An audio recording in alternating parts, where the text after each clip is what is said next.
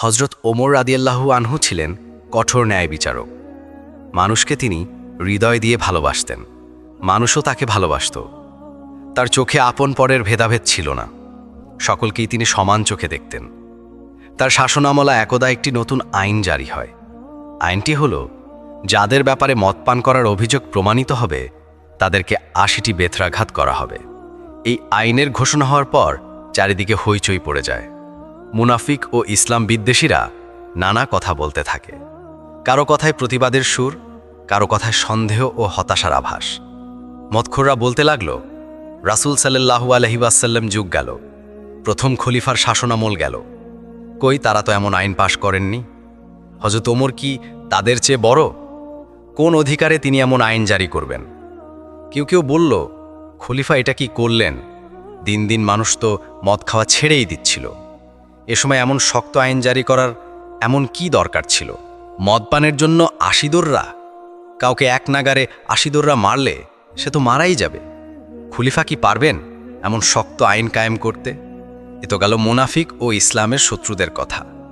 পক্ষান্তরে যারা সাহাবী, রাসূল সাল্লাল্লাহু আলাইহি ওয়াসাল্লামের একান্ত অনুসারী, তারা ওমর রাদিয়াল্লাহু আনহু এর এই সিদ্ধান্তকে স্বাগত জানালেন।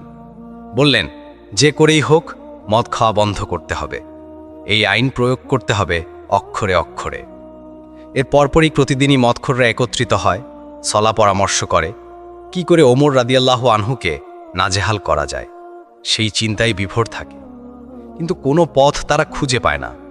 নিজেরা একটু মদ খাবে, আনন্দ উল্লাস করবে, সে সুযোগও মেলে না। পাছে ভয় হয়, যদি কেউ দেখে ফেলে, কেউ যদি খলিফার কাছে খবরটা পৌঁছে দেয়।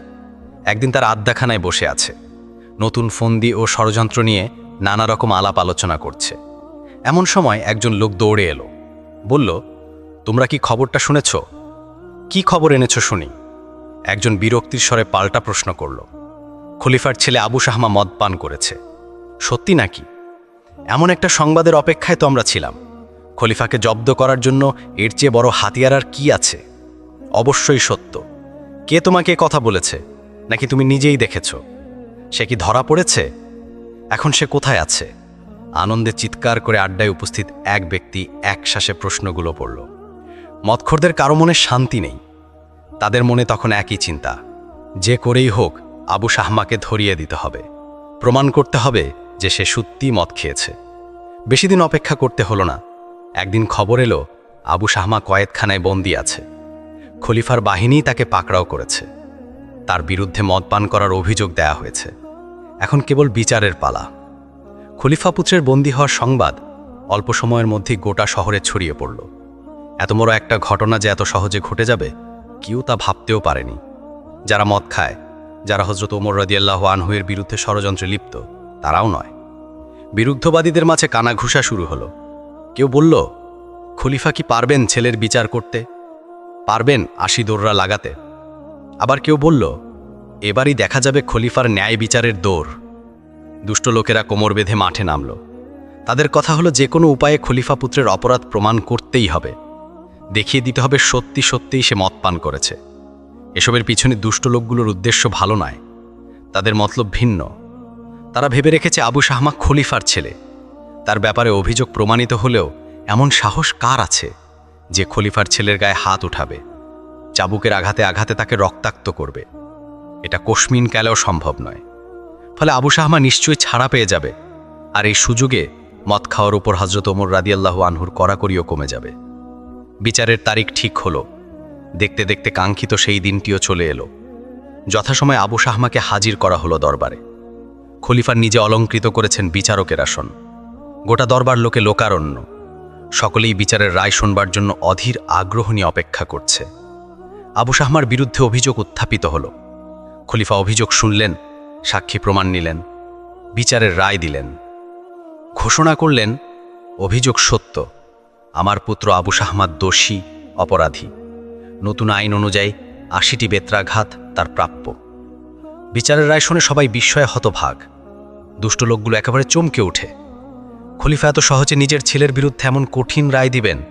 খলিফার পুত্র হিসেবে শাস্তির পরিমাণ সামান্যতম লাঘব করবেন না? দুষ্ট লোকগুলো তা ভাবতেও পারেনি। ভয়ে তাদের সমস্ত শরীর যেন অবশ হয়ে আসে। খলিফার মুখ থেকে রায় শোনার পর যে যেখানেই ছিল কাঠের পুতুলের মতো দাঁড়িয়ে থাকে।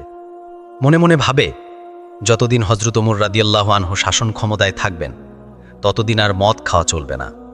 কোনো রকমে তার কানে পৌঁছলে আর রক্ষা নেই। খলিফার কঠিন হস্ত তাকে শায়েস্তা করে ছাড়বে না। আবু শাহমা দাঁড়িয়ে আছে আসামির কাঠগড়ায়। বিবর্ণ ফ্যাকাশে তার মুখ। কঠিন পরিণতির কথা চিন্তা করে ভয়ে চোখের পানিও যেন শুকিয়ে গেছে। সমস্ত শরীর কাঁপছে থরথর করে। ফেলফেল দৃষ্টিতে সে তাকিয়ে আছে হজরত ওমর রাদিয়াল্লাহু আনহু এর দিকে। এখনই রায় কার্যকর হবে। প্রকাশ্য মজলিসে অপরাধীর উপর শাস্তি প্রয়োগ হবে। কিন্তু কে করবে এই কঠিন কাজটি? কে আবু শাহমাকে বেত্রাঘাত করবে? কে পিতার সামনে পুত্রকে আঘাতে আঘাতে জর্জরিত করবে? কে খলিফার সামনে তারই আদরের দুলালকে ক্ষতবিক্ষত করবে? খলিফার ছেলের গায়ে হাত তুলে এমন সাধ্য কার আছে? কার আছে এত বড় বুকের বাটা? এদিকে খলিফা তখন অন্য চিন্তায় বিভোর। তিনি ভাবছেন, আমার সন্তান বলে সবাই হয়তো আবু শাহমাকে খাতির করবে, তার সামনে নরম আচরণ করবে, হয়তো আস্তে চাবুক মারবে। না, অন্য কাউকে এই দায়িত্ব দেওয়া যাবে না। এই দায়িত্ব অন্যকে দিলে ইনসাফ ও সুবিচার প্রতিষ্ঠিত না হওয়ার সমূহ আশঙ্কা আছে। অতএব শাস্তি প্রয়োগেরই কর্তব্যটি আমাকেই পালন করতে হবে।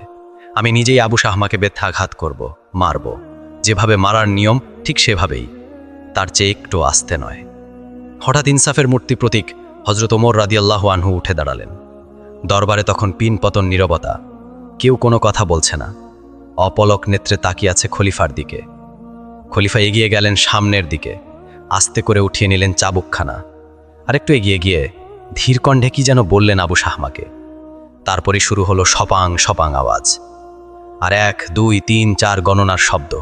আবু শাহমা চিৎকার করে উঠে হাউমাউ করে কাঁদতে থাকে। ব্যথা বেদনায় মাটিতে গড়াগড়ি খায়।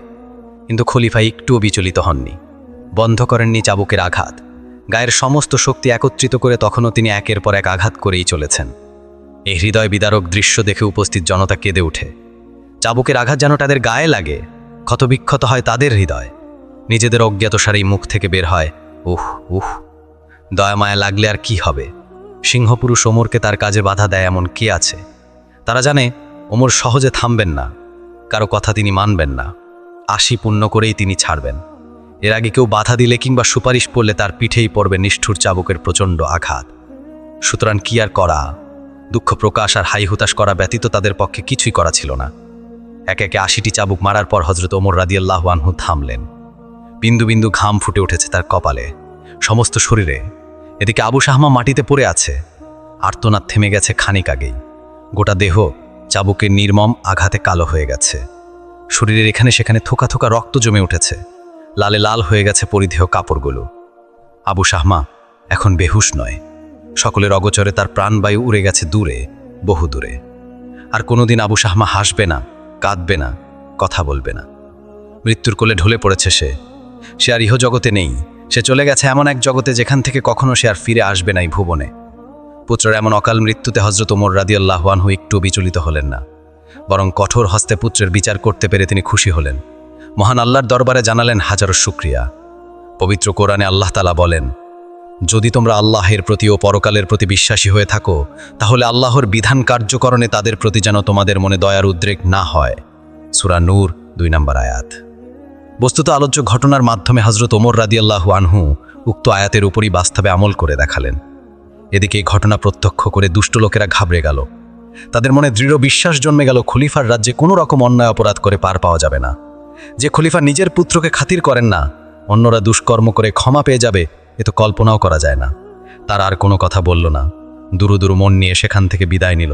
ভালোভাবে চলার, সৎকর্ম করার ও মদ জুয়া ছেড়ে দেওয়ার শপথ নিল। বিশেষ দ্রষ্টব্য, আমার বলার মধ্যে যদি কোনো ভুল হয়ে যায় অবশ্যই ক্ষমার দৃষ্টিতে দেখবেন এবং ভুলটি অবশ্যই বর্জন করবেন, এটা আমার অনুরোধ। এরকম গুরুত্বপূর্ণ ভিডিও পেতে আমাদের চ্যানেলকে সাবস্ক্রাইব করে আমাদের সঙ্গে জুড়ে থাকুন। ধন্যবাদ। আসছি, আমার দেখা হচ্ছে পরবর্তী গুরুত্বপূর্ণ ভিডিওতে ইনশাল্লাহ।